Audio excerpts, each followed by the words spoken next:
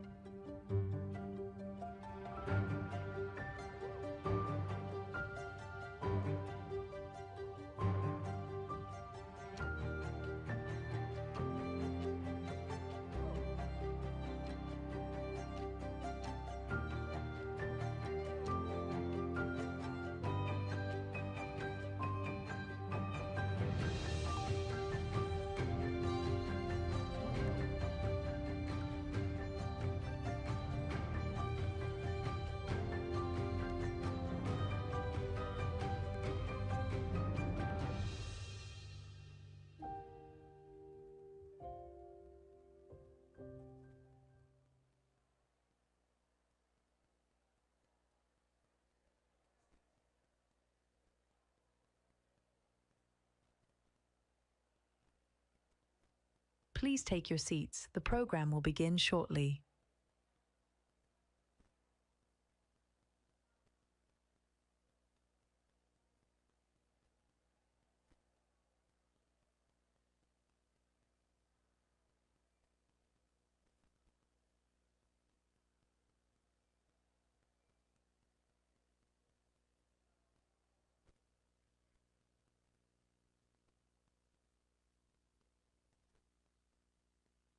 In 2015, the city of Paris hosted our first climate action summit with local leaders.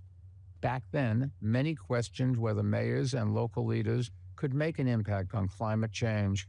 These days, we know they can. Time and again, cities and states have delivered where national governments have fallen short, building sustainable transit, retrofitting buildings, cleaning the air, and so much more. Under Mayor Sadiq Khan's leadership, London has helped lead the way. His climate efforts have reduced citywide emissions by roughly 37%, improving air quality, all while growing the economy. Bloomberg Philanthropies has been glad to support this work through Breathe London, which shows that cleaner air, improved public health, and economic prosperity go hand in hand. And 3 years ago at London Climate Action Week, Mayor Khan and I announced Breathe Cities to get more cities to join in. This year, we are taking the work to the next level and expanding to even more cities. This would not be possible without our partners. So I want to give a special thanks to the C40 cities and the Clean Air Fund. We're looking forward to seeing the progress that comes out this week. Thanks for being part of it. All the best. Please welcome to the stage Patty Harris, CEO of Bloomberg Philanthropies.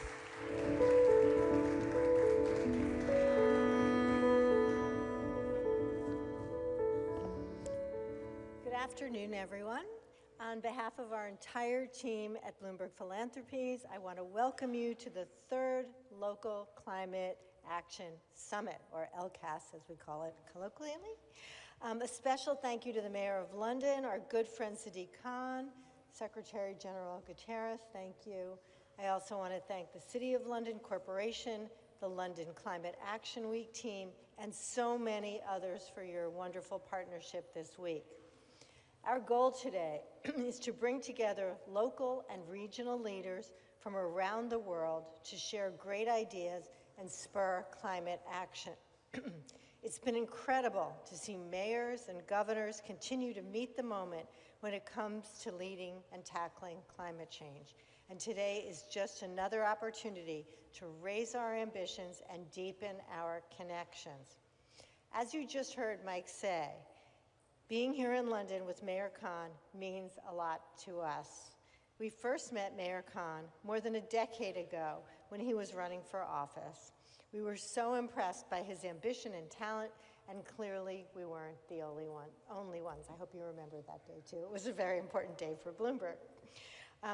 You have been one of the most active mayors in the world when it comes to the fight against climate change, and London is so much the better off for it.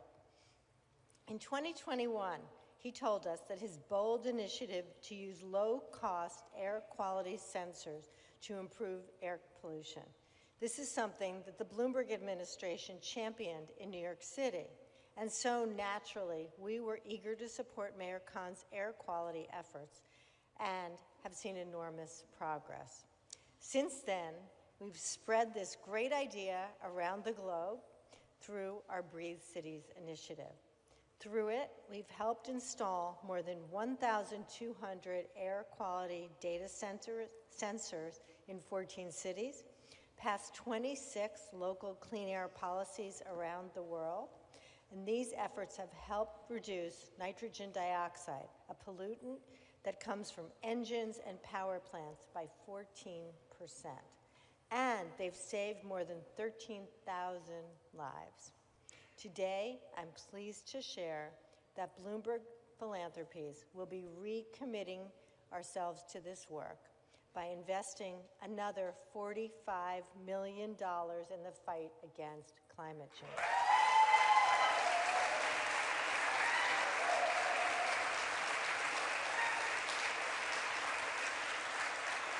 And we'll be adding 2 more cities, Addis Ababa, Ethiopia, and Madrid, Spain.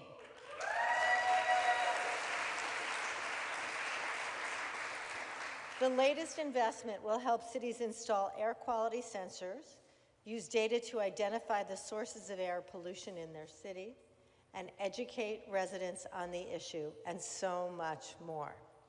Together with our partners at Clean Air Fund and, of course, C40, we will continue to improve air quality for millions of people around the globe. Here to talk more about this is the wonderful Mayor of London, Mayor Khan. Thank you.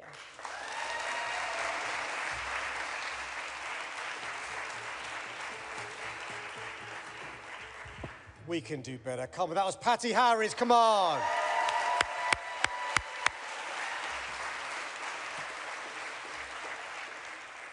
Well, look, good afternoon, everyone, and welcome to London Climate Action Week.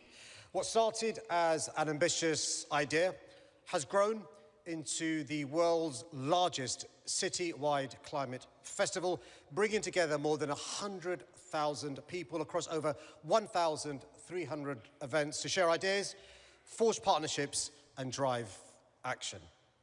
Now, I do realise there is something else taking place across the globe, which is creating huge excitement. So as a gesture of London's friendship with the Secretary-General, I wish your beloved Portugal every success, both in tonight's game and the rest of the World Cup. Unless, of course, you come up against England.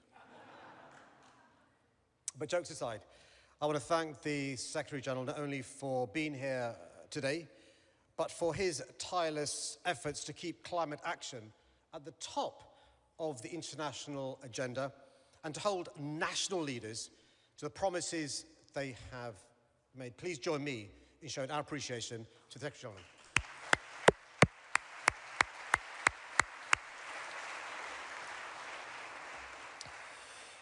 Now, this year marks 10 years since I was first elected as Mayor of London. When I took office in 2016, I promised to be the greenest mayor London had ever had. So rather than talk about climate action in abstract terms, let me tell you about what that decade of action looks like through the eyes of an ordinary Londoner. Imagine a Londoner waking up this morning. They step outside into a neighbourhood with more trees, more green spaces, and cleaner air than existed 10 years ago. Their children might walk to school along a school street without traffic, making the journey safer and less polluted, or attend a school with air quality filters and solar panels on the roof. Then it's time to get to work. Today they might cycle on a network that has increased fivefold in size, board one of London's 3,000 plus zero-emission buses, or travel on the Elizabeth line, the Superloop, or extensions to the Overground and Northern line that have transformed connectivity across our city. And as they travel, they're breathing cleaner air.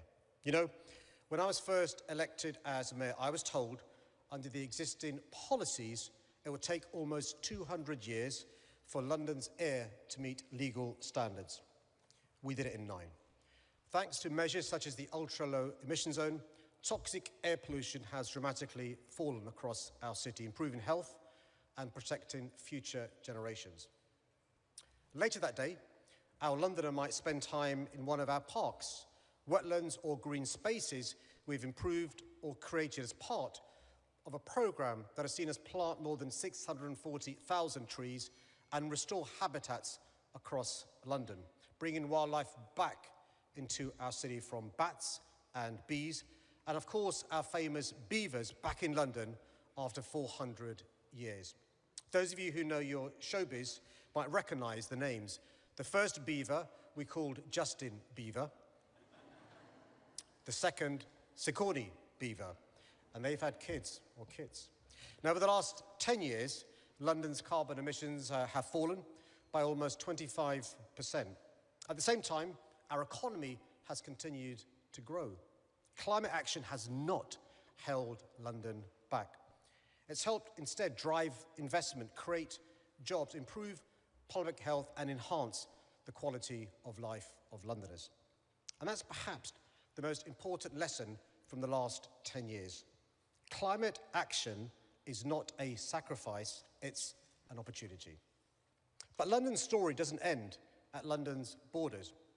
What we've achieved here has helped inspire action around the world. As Mike said 3 years ago, here at London Climate Action Week, Mike Bloomberg and I launched Breathe Cities. Our goal was simple: to take the lessons we had learned in New York and London and help other cities tackle air pollution and improve public health. And today, as Patty has said, Breathe Cities is expanding to support 16 ambitious cities across the globe, benefiting a combined population of 88 million people. 10 cities have committed to introducing clean air zones by 2030. And we're delighted, as you've heard, to welcome Madrid and Addis Ababa to this growing coalition of cities that are proving climate action works, or as I call them, the second and third greatest cities on the planet. Because that is the story of London, and is a story of cities everywhere. When national politics becomes difficult, cities keep moving. When others hesitate, cities innovate. When some seek to delay action, cities get on with the job. So let me end by saying this. Climate change is a global challenge that demands global leadership, international cooperation, and a shared determination to act. Few people have done more to champion that cause than our next speaker.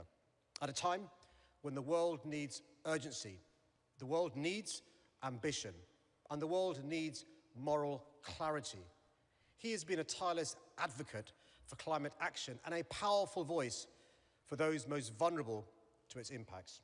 It's therefore a great honour to welcome someone hope will show appreciation to by raising the roof the Secretary General of the United Nations, António Guterres.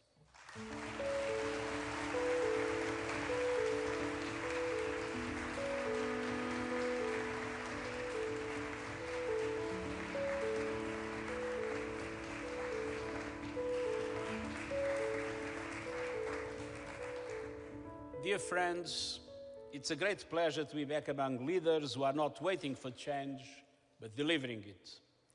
This morning, here in London, I delivered a message to the world, and no better place to do it than London. We just heard why, thanks to the action of the mayor and its team in this city during the last 10 years. We are facing two crises, a climate crisis racing towards dangerous tipping points, one in which a temporary overshoot of the 1.5 degree limit is now inevitable, and every fraction of a degree will decide how much damage people and communities face, and an energy crisis unfolding before our eyes, driving up prices, fueling inflation, and straining families, communities, and public finance. The two crises share the same source: fossil fuels, and they demand the same answer: a fast, fair transition to clean energy and far greater protection for people already facing climate harm. No group of leaders understand this more concretely than you. You are the global ambition. You are where global ambition meets daily reality and where commitments are tested through local responsibility. You are the leaders closest to the people, the first they turn to when heat rises, floods hit, or power fails. And my message was also clear: the clean energy future is already here. Renewables are the cheapest, fastest, and most reliable sort of new power. But transition is still not fast enough, not fair enough, and not close enough to people's lives. That is why local and regional leadership is central in this regard. Because climate action becomes real through the services people rely on, the infrastructure they use every day, the air they breathe, the bills they pay, and the protection they receive when disaster strikes. And because you are turning the clean energy future from a global promise into something people can see, feel, and trust, city by city, region by region, community by community.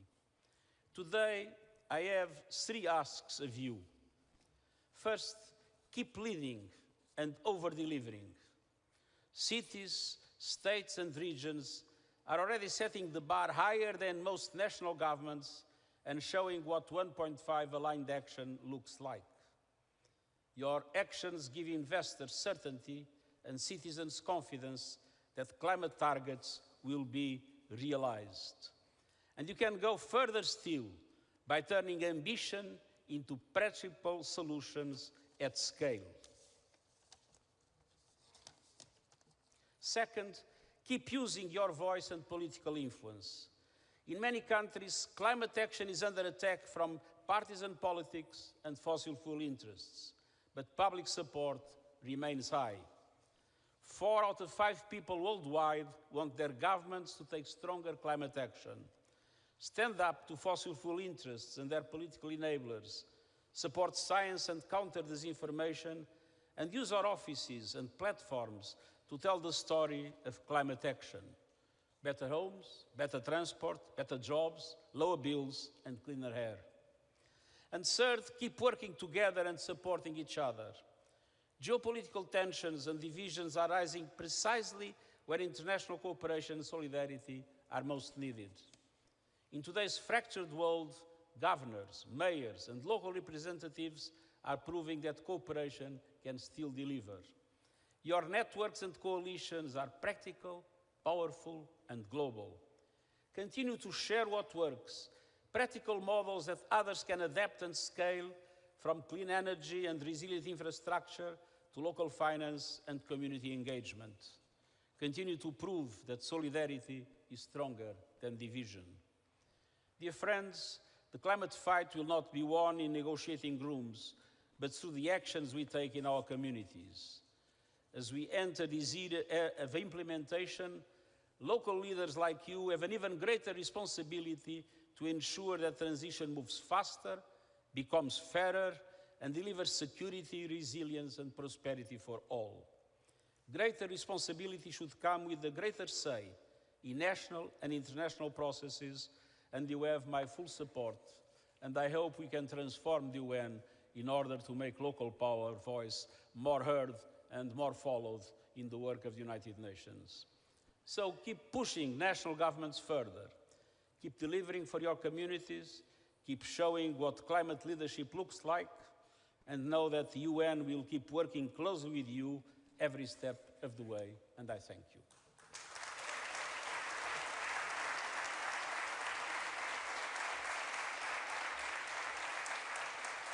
Please welcome to the stage Teresa Ribera, Executive Vice President for a Clean, Just and Competitive Transition at the European Commission.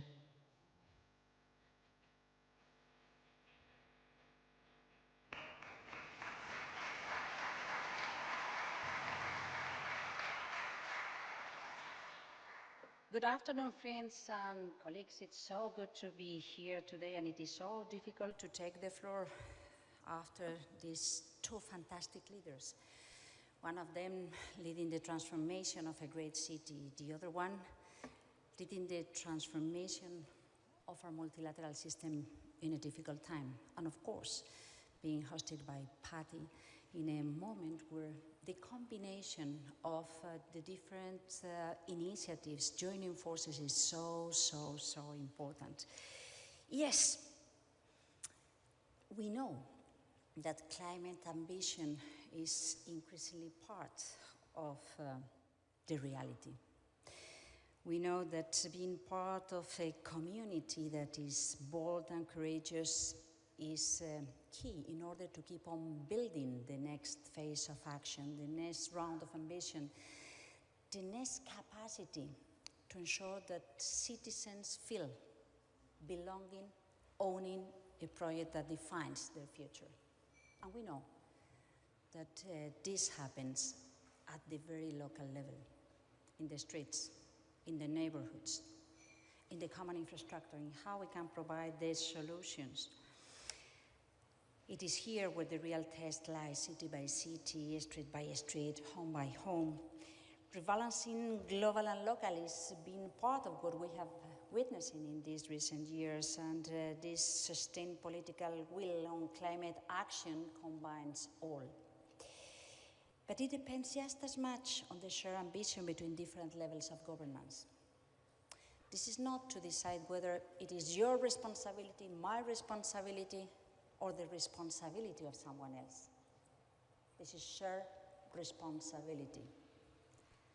This is a great adventure to join efforts, to join hands, to understand that complicity among neighbors between different layers of decision is key for success. This transformation is about improving lives, delivering sustainable housing, transport, healthier environment to all. It is about mitigation, it's about greening the cities, it is about ensuring that we can live with high quality of life. Today, 47% of Europe's electricity comes from renewable sources. This is great for industries, but this is great for citizens, and this is great for cities. And there has been an increasing engagement from local communities to big cities to develop this reality. With the rooftops, with energy communities, identifying whether we speak about the sun, the geothermal solutions, the small investments that make a great difference when being added together. And yes, as the Secretary General was saying, clean energy transition is no longer only a climate imperative. It is a social shield. It is thinking on the air we breathe. It is thinking about counting on public transportation, that it is not only high quality, but it is compatible with lively cities. But it is also thinking that we can rely much more on local solutions than depending on something that we don't know how it is going to evolve, as it was the case for fossil fuels. It is thinking about energy that we can control. It is thinking and reminding ourselves that when anyone says, no, the green policies are not anymore a fashionable thing, we may speak out and say, well, I prefer to drink fresh water that is not polluted, or breathe clean air that does not bring me to the hospital. It is that what it is at stake. But this big transformation requires the funding, the efforts being supported by every different level of governance, and it needs to be transitioned in a way that is fair, that is just. Heat waves, floods, and rising pressure on infrastructure are now part of urban life. And I appreciate the efforts of Mayor Khan to give us a good example in these days to what extent this heat is with us, maybe to remain, but counting on a shadow because of the greening of the city makes our life a little bit easier. I think that if we bear in mind that social equity for a fair future is important, and the deep transformation that we are promoting requires a broad support by the citizens, we need to think about adaptation. We know that this is not necessarily easy, and probably we have not paid the attention that it requires, but we have tools. We need to think on how to design resilient cities, to use innovative tools that are emerging at the very local level, so to figure out how stress tests for identifying critical environmental and social points may help citizens, mayors to take decisions, to view what a local scenario may look in different contexts, allowing to integrate data from various socioeconomic disciplines to enable tailored solutions.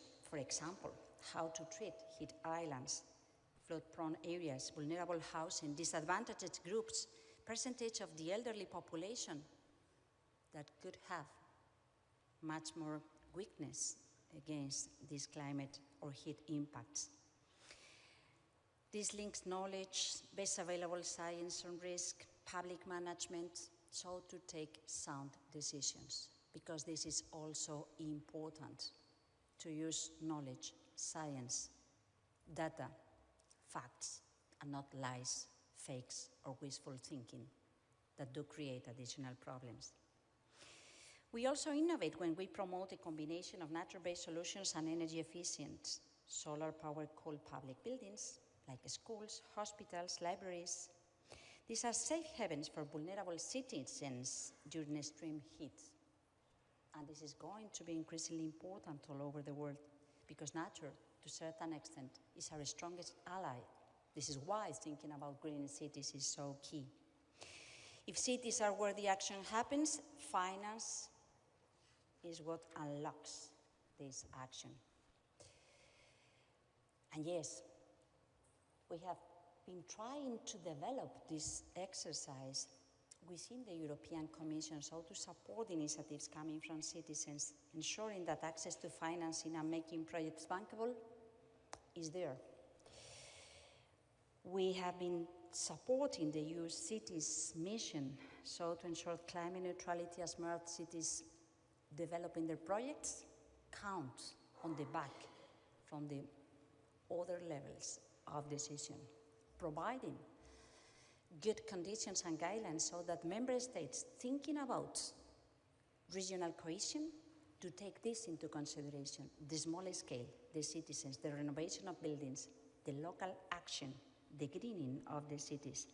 And we also feel proud working with the Global Covenant of Mayors for Climate and Energy that is so active, so effective. So to support our allies on adaptation, on reducing emissions, on affordable energy and well-isolated housing. Over 14,000 cities have joined the initiative already. Together, they prove that local leadership drives both mitigation and adaptation. Building on the momentum from Belém, the work now is action on the ground. Action, action, action, action. It is what people expect from us to deliver. And this is where it is my pleasure to reassure our full commitment to keep on working with you all. Thanks a lot.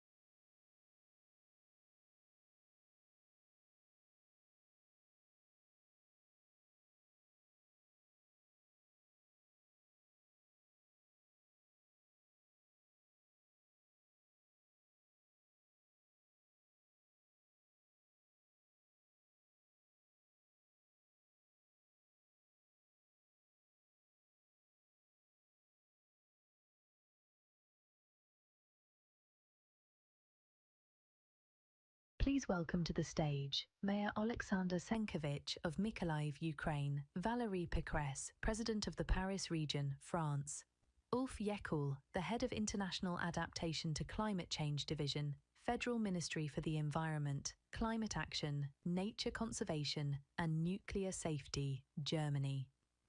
Moderated by Mark Watts, Executive Director for C4T.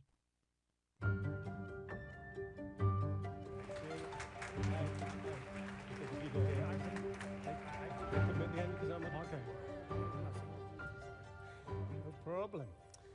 Fantastic. So this session is entitled Climate Action That Works, and we're going to be focusing on the role that local, regional, state leaders can play in driving investment, innovation, and of course, implementation on climate action. And in the context that we've heard about so much already this morning, particularly from the Secretary General, a moment of great global uncertainty, but where we see cities and states remaining one of the clearest pathways for turning climate goals into tangible results. So I am going to start first, Mayor Senkovich, with you. And I think we heard from the Secretary General just now and earlier this morning, his sort of message of the period that we're in at the moment is a tale of two crises, a climate crisis and then the mother of all energy shocks, as he put it. But in your context, you're also experiencing the ongoing effects of a devastating war in Ukraine. And yet, you have been using, as Mayor, the City Climate Finance Gap Fund to improve energy security while accelerating your climate goals, all whilst you're dealing with that conflict. Can you just tell us, how are you thinking about issues like energy alongside economic development whilst also managing security? Thank you for the question. It's a big honor for me to be here today with you. As you understand, today in Ukraine, we have bigger problems than the energy saving, green transition and decarbonization, but in the same time, we think about it and we implement it. We started the project, for example, the city of Mykolaiv. It's a 500,000 city, which a port, second biggest port in Ukraine. We are situated 50 kilometers from the front line, and we were the city that stopped Russian invasion in 2022 and pushed the Russians back to the temporary occupied territories.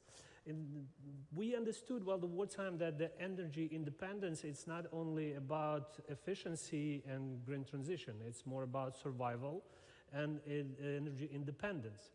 Before the full-scale invasion, we started to cooperate with the World Bank on the changing of our boiler house. In Mykolaiv, we have different kind of temperatures, like from -10 up to 55 by Celsius. And we have district heating enterprises, which we started to modernize. And at the end of the project, we had 35% economy of the natural gas. So we decreased the amount of consumption and increased the efficiency of these boiler houses, which actually helped us to save some money to move forward with the changes of the networks of these pipes.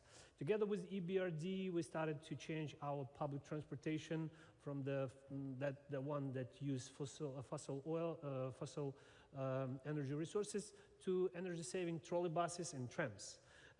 Again, trolley buses with the batteries that gave us ability to move with the 20 kilometers without the charging, gave us a really efficient way to work while the blackouts. As you understand, Russia attacks our energy infrastructure, leaving us without the energy, the electricity, and so on. So that's why we have to think to be creative.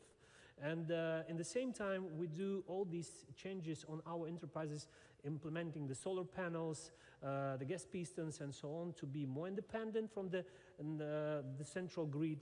And at the same time, we are ready to share with this experience with the world, because we say that to have the resilient city, you need to have it decentralized. Because we try to centralize everything in the modern world. But the key to resilience is to decentralize, to have it like a backup. And moreover, together with our rockets today in Ukraine, we help Russia to be less carbonized. Destroying the oil processing plants, we move them to the bicycles. So I hope that this, let's say, involvement in a green transition from Ukraine will also be valued. In the end, I will say that our city, as a partner of United Nations Economic Commission for Europe, we work on a master plan with that we plan to implement after the end of the war. Together with Bloomberg Philanthropies, we use the best practices and we involve youth as a moving force to not only think about future, but plan it and prepare projects to implement them after the end of the war. Thank you. Thank you, Matt. And I don't want to steal your line, but you used an amazing phrase in a meeting earlier when you say, you're not building back better. Right. But yeah, we review the war not only as a disaster, but as a chance to rethink our existence and the future of our city. So we don't want to build back better, build back greener, but build forward greener. All right, build forward greener. I like that phrase. Thank you.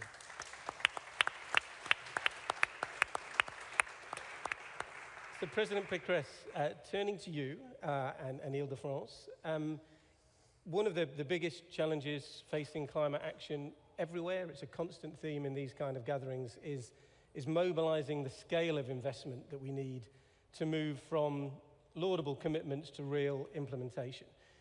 In Ile-de-France, you've been such a pioneer in showing how regional government can really be innovative in the use of financial tools, particularly around green bonds, but also decarbonisation funds. So perhaps if you can give us some insight in the lessons that you have learned about using those tools to accelerate climate action and how regional governments can most actively partner with the finance sector, with investors to mobilise that capital. Absolutely. Here today I represent Paris region, so 12 million inhabitants, one of the most populated regions of Europe, but I also represent Regions 4 and the Under2 coalition. Why regions? Regions because we are architects of ecological transition. We are enablers because we fund local governments in order to help them to do the ecological transition investments. And we are also equalizers. Equalizers because Paris, of course, is the richest city in France. But around Paris, you have the poorest suburbs of the country, and you have also 75% of rural areas. And the region is made of territories that are very different.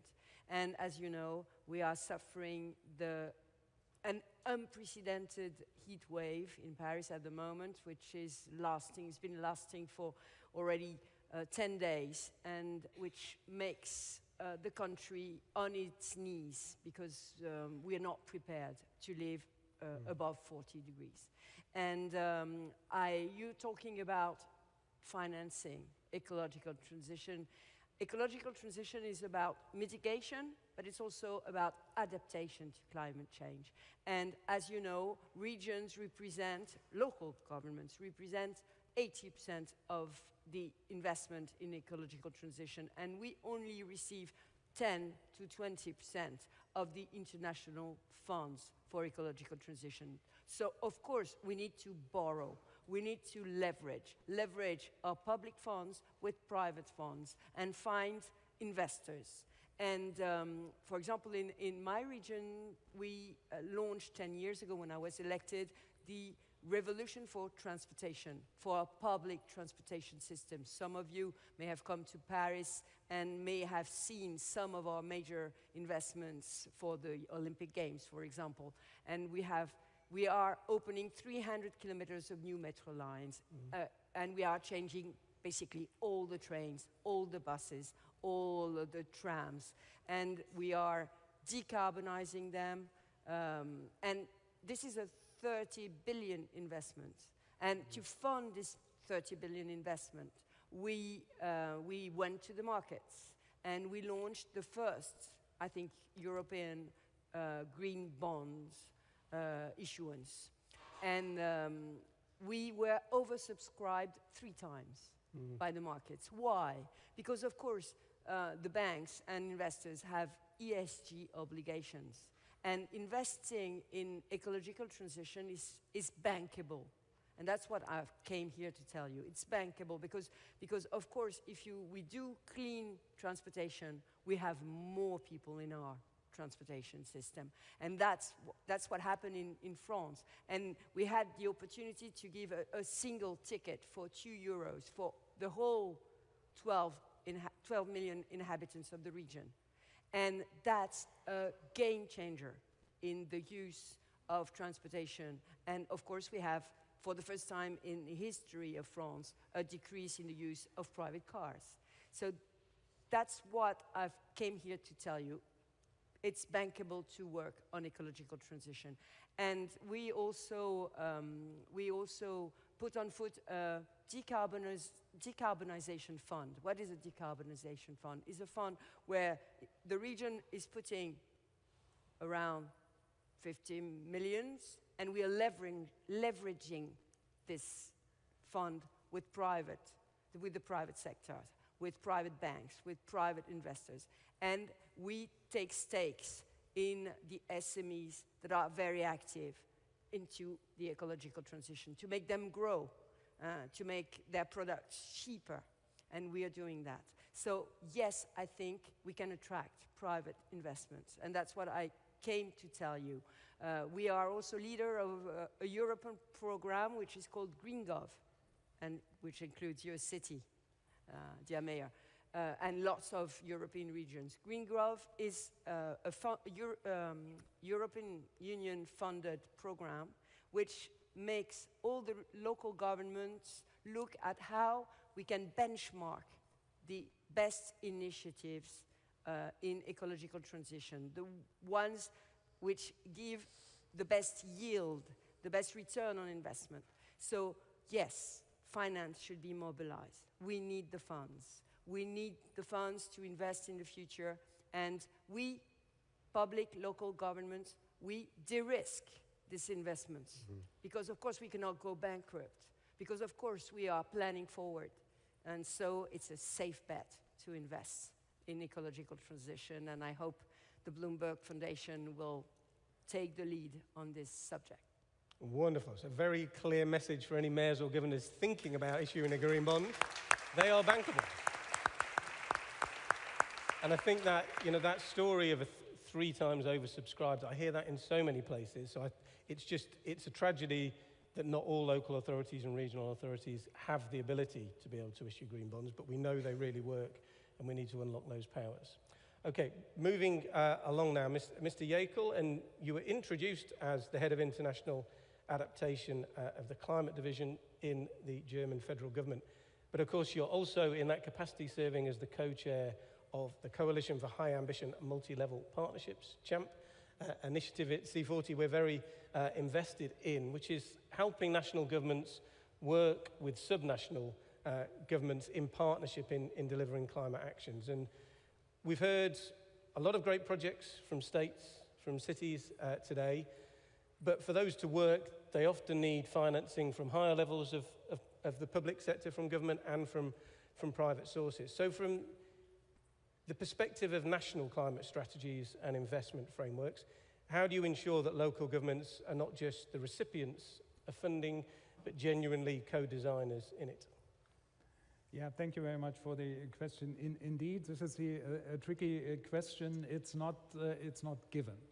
If you work in politics, then you know how difficult it is working across the levels and taking into account multiple voices in your country, in your regions, bigger cities, but also the smaller cities.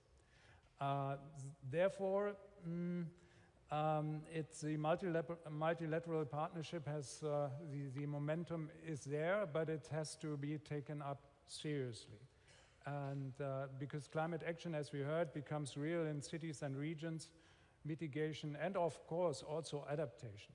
And that's where CHAMP comes in, and we think CHAMP is so important. We enter a new phase with these 77 endorsing countries and the EU in endorsing CHAMP. We have a government-led structure now. We have a steering group of governments. We have an advisory board of regions and cities, which will meet tomorrow for the first time.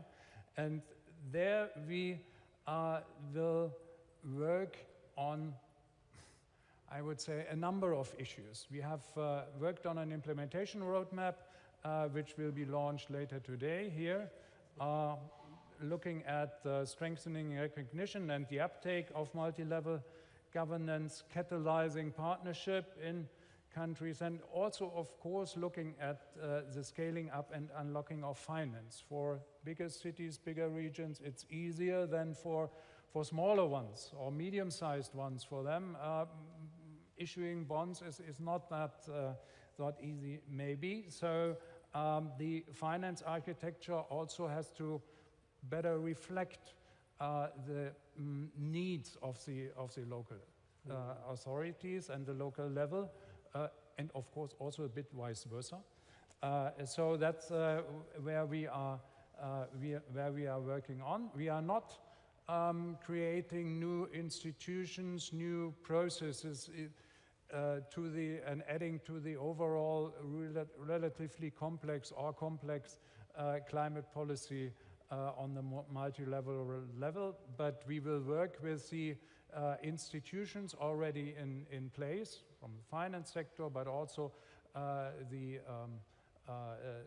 institutions like C40, GCOM, and ICLEI. We will work with the Secretariat at the World Resources Institute, generously supported by Bloomberg Philanthropies, and we will work towards the aim that having a higher recognition of the importance of a multi-level partnership, coming together, working together in designing climate policy with the local level, with the regional level, and on the national level. That's what we are working on in the coming years, and we hope that you will join us in working with that as endorsing country or partner of CHAMP. Thank you very much. Thank you.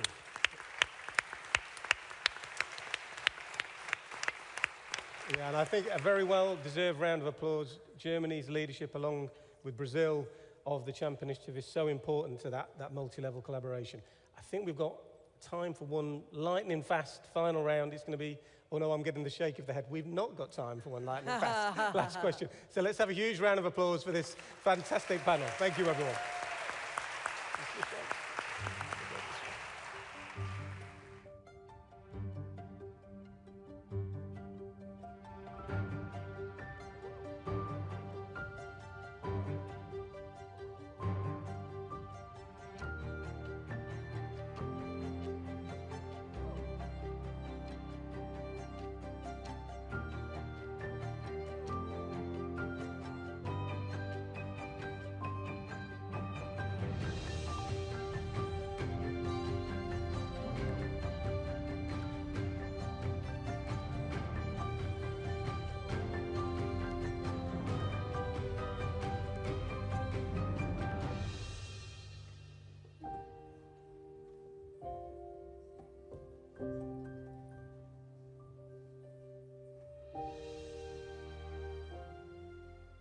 Please welcome to the stage Lord Mayor Nick Rees of Melbourne, Australia, and Mayor Kate Gallego of Phoenix, USA.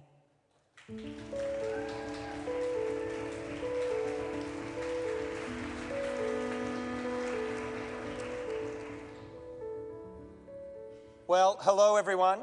It's so great to be here. Let's start with a quick show of hands. Put your hand up if you used your phone for an AI search today or to catch the tube here. Okay, so almost everyone. In Phoenix, we're even using our phones to book autonomous cabs, robo-taxis. When we do a quick AI prompt, we're using 10 to 30 times more energy than if we used a traditional search engine. What makes it possible for Lord Mayor Rees and I on both sides of the globe isn't just our phones, though, it's data centers. You may think of data centers as big buildings out in rural areas, but these services rely on data centers that are located in cities, with more than 1,700 data centers operating in C40 cities alone. Our digital economies are growing fast, from banking to health to AI. So is the digital infrastructure boom and its massive appetite for urban resources. London alone has 67% of the entire United Kingdom's data centre capacity. On the other side of the world, in the city of Melbourne, planned data centres could request up to 20 billion litres of water. That's 4% of our city's water use. In Phoenix, the current pipeline of data centers would double our utility's total electricity demand. And with these data centers emitting significant heat, there are real impacts for a city like Phoenix, where we confront extreme summer temperatures. Mayors have a key role to play. We control zoning, climate, and key business policies that can help shape the data center sector. Recent polling in the United States from America is All In makes two fundamental points clear. Voters trust local governments more than any other level of government on data centers, and voters are much more supportive of data centers when they're powered by clean energy. As mayors, we have an opportunity to step in now to shape the future so that we can harmonize this growth with our climate goals and our residents' well-being. So today, we are proud to announce the launch of the first of its kind, a world-first Global Urban Data Centres Pact.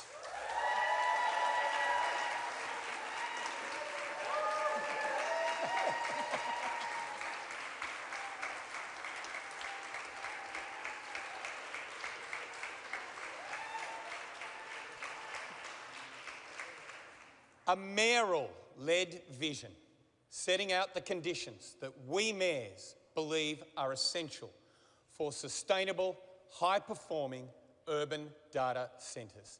The pact covers 4 key areas. First, strategic integration. Data centers should be good neighbors, revitalizing old spaces, respecting local residents, and protecting the health and quiet of our communities. In Phoenix, our zoning ordinance encourages data centers to develop in the right locations, to improve the streetscape and be a good neighbor. Second, sustainability. We're pushing for data centers to leave the fossil fuels in the ground and the drinking water for our residents, bringing their own clean energy to our grid. We've seen how this is possible around the world. London is finding ways to use heat generated by data centers to heat neighboring buildings.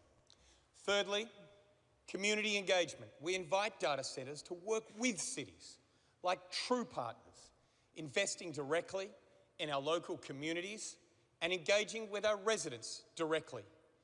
In Des Moines, there's an inspiring example. The industry has invested directly into local training programs for underserved communities. And fourth, affordability. We believe data centres can be good neighbours. We're making sure that data centres cover the cost of infrastructure needed so our residents will never foot the bill for their power, their water, or network upgrades in the form of higher monthly bills. In Melbourne, data centres already have to pay for the water, sewage and recycled water infrastructure upgrades they need. so our residents don't have to cover all of those costs. What we're doing here is putting forward a mayoral vision for the future in which cities all around the world have data centers that will power our digital world on clean energy, leaving water for our communities, grow in alignment with our city's plans, and lift neighborhoods up rather than pushing them out. Support our local economic engines, investing in green jobs and funding resilient infrastructure that serves all residents. It's not just Mayor Gallego and I bringing this vision forward. Over 40 cities from every continent, representing an amazing 90 million people, have now endorsed this pact.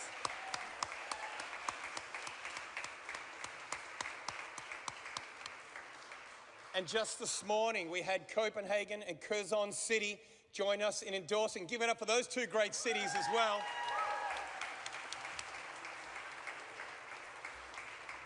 And I've got to say, if the conversation's going on in the corridors of this conference or anything to go by, there are a lot more cities coming. There are a lot more cities coming. And so this is a great example of people standing up. But cities can't deliver it alone. So we call on all levels of government to work with the private sector, to work with us to drive the development of urban data centres which meet these new standards. Together, we can create an ambition loop that ensures the sector's growth will not come at the expense of our climate targets, our natural resources, or energy prices. Join us. Let's make this building rush a race to the top. Kate.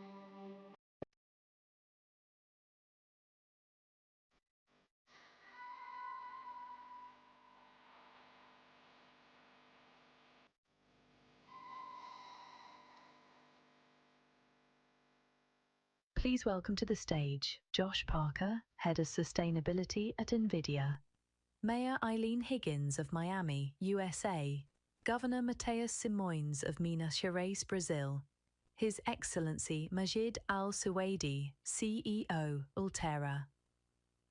Moderated by Francine Lacroix, Anchor and Editor-at-Large at Bloomberg.